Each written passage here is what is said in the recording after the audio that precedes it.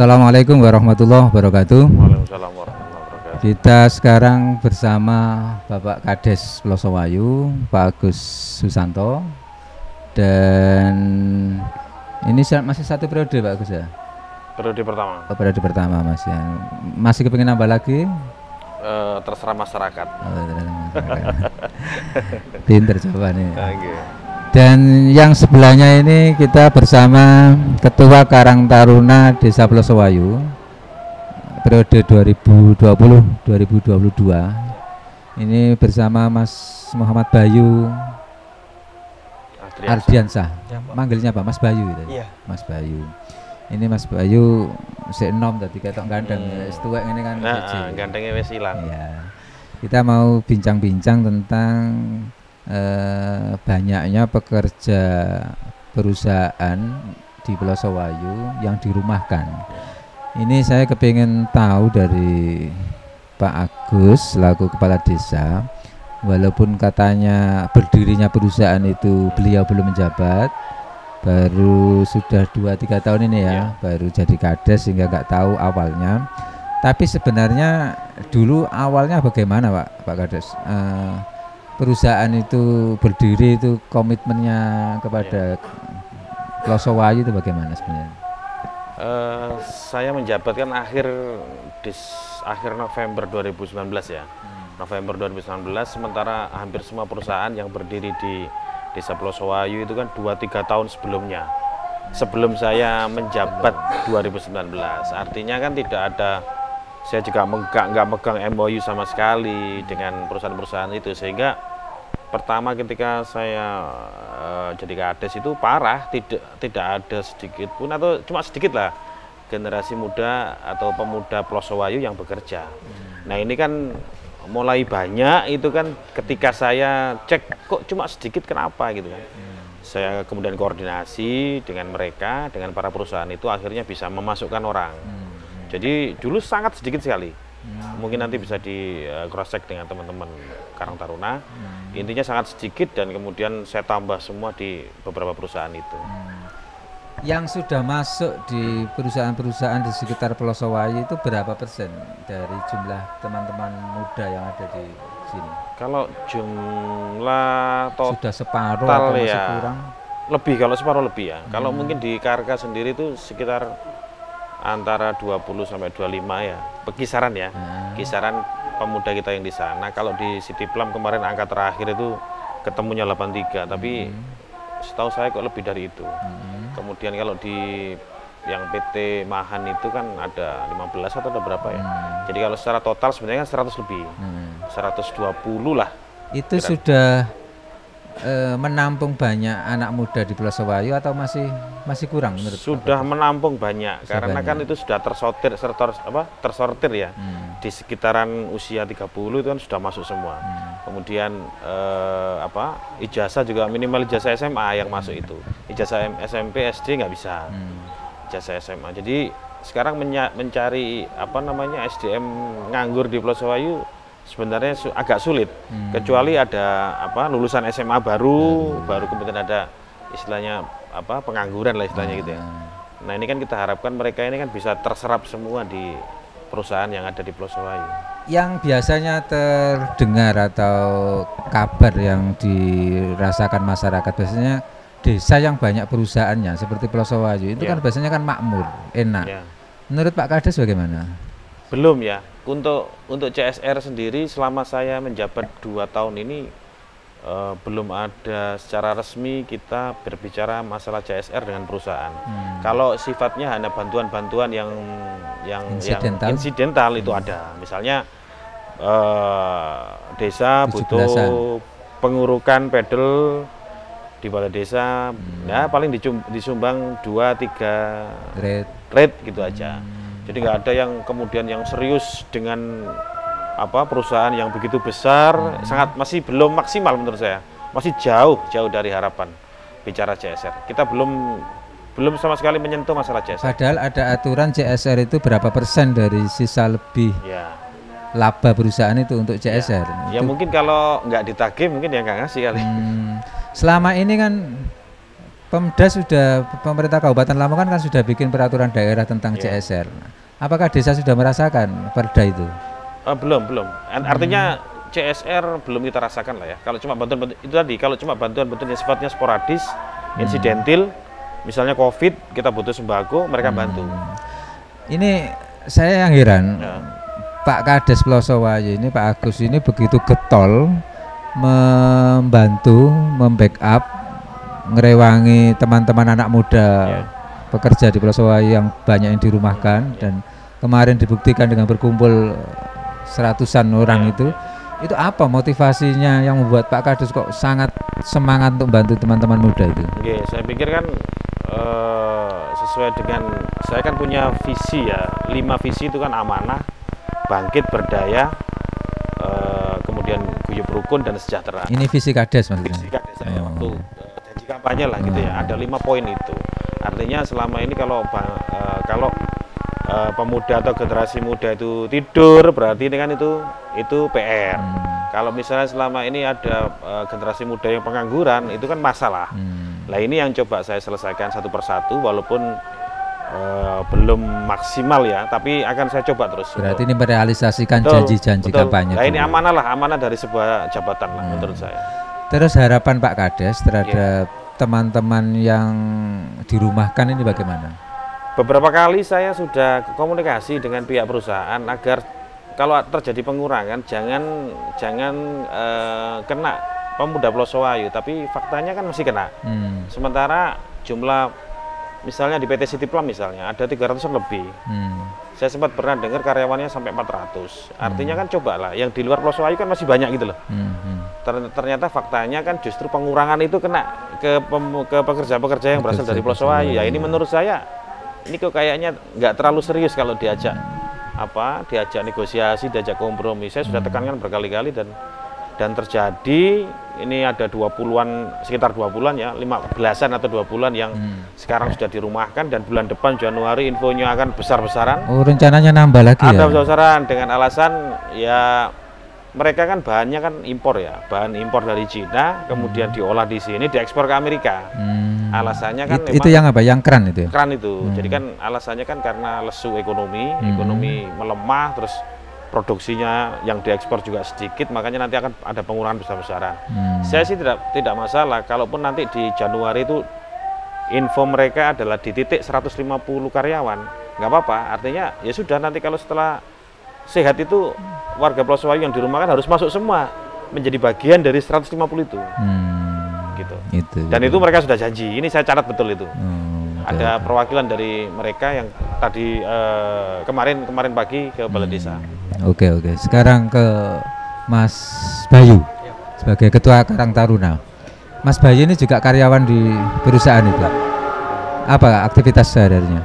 Kalau saya untuk saat ini saya kerja di distributor minyak. Di Lamongan atau di Lamongan juga. Terus yang membuat Mas Bayu juga ikut bantu teman-teman terlibat yang dirumahkan ini apa? Begini, Pak, apapun kegiatan pemuda ataupun semua intinya, kalau untuk yang kebaikan mungkin saya pasti akan bantu. Jadi karena Mas Bayu ini sebagai Karang Taruna yang membidangi pemuda, sehingga sewaktu ada teman-teman muda-mudi Plosowayu kena masalah, akhirnya ikut tergerak bantu. Siap, Pak. Apa harapannya Mas Bayu dengan teman-teman yang sudah bekerja di perusahaan-perusahaan itu, yang tidak dirumahkan tapi yang sudah bekerja ini apa? Ya, saya harap untuk teman-teman yang masih bekerja ya, saya minta tolong agar kerjanya itu lebih baik lagi, lebih disiplin lagi, enggak elek-elekan, dan apa ya, mungkin beri contoh lah kalau baik ya. Yang baik kalau kita ini putra putri daerah, lebih kerjanya lebih baik daripada orang luar daerah.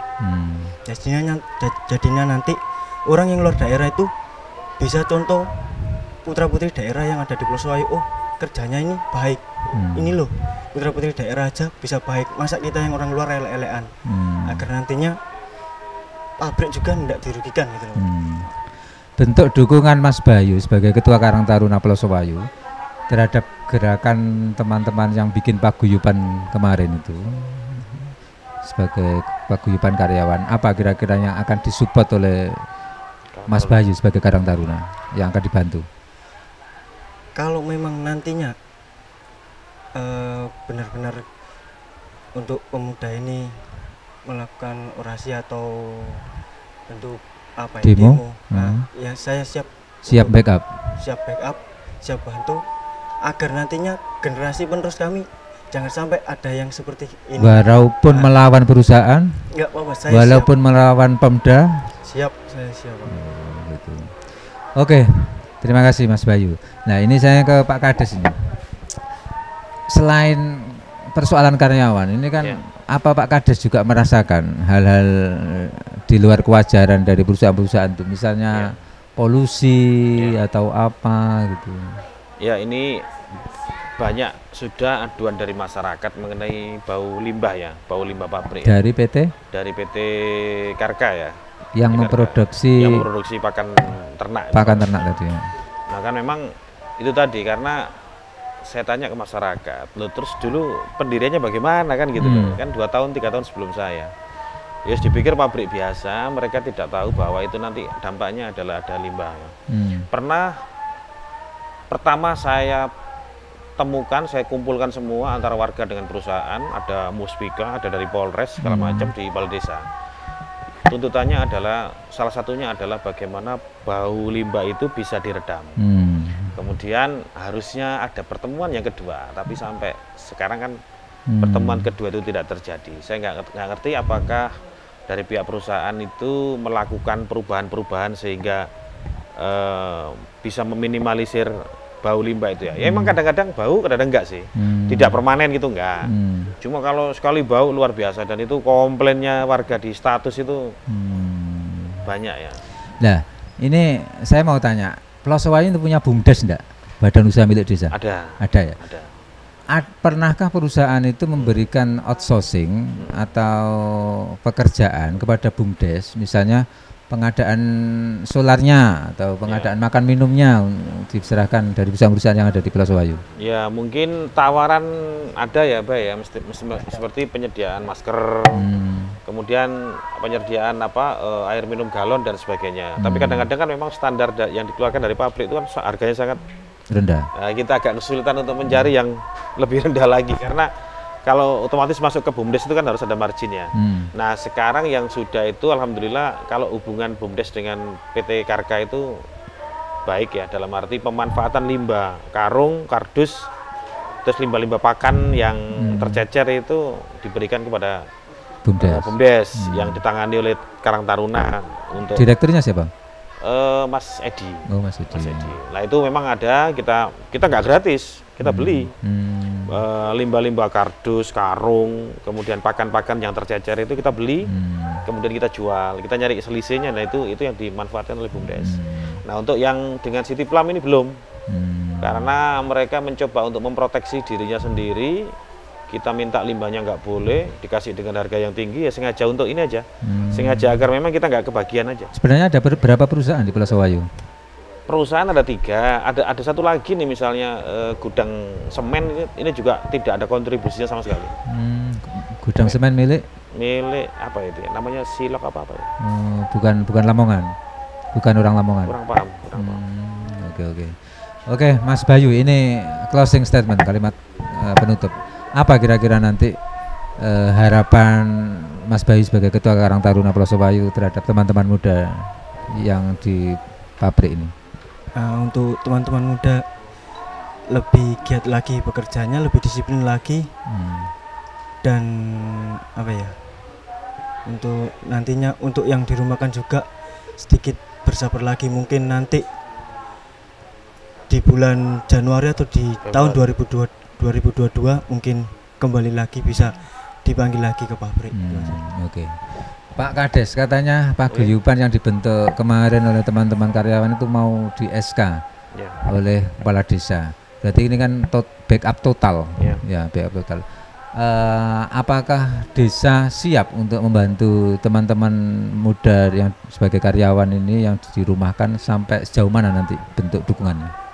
Ya sangat siap. Artinya apapun yang terjadi dengan teman-teman kan paling enggak desa ini harus membackup ya.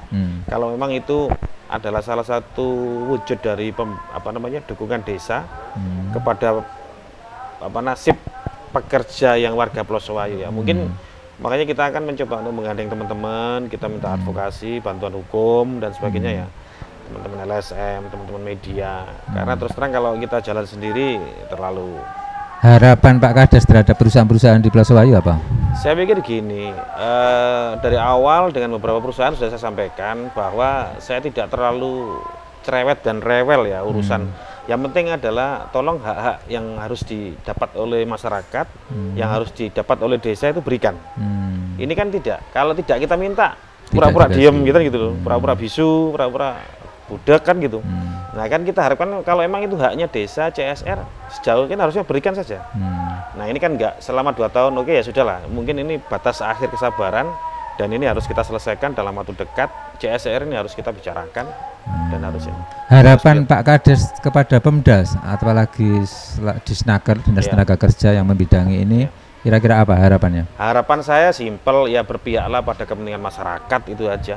Kalau memang masyarakat ini perlu di backup, silakan di backup. Kalau memang haknya masyarakat ini perlu diberikan ya tolong didukung, itu saja. Karena kita nggak aneh-aneh, kalau kita nggak macam-macam, kita nggak meras, kita nggak jawil, nggak. Kita hanya coba itu, kalau memang CSR itu haknya lingkungan, ya tolong dikasih lah, tanpa harus kita seperti pengemis minta proposal, minta gitu.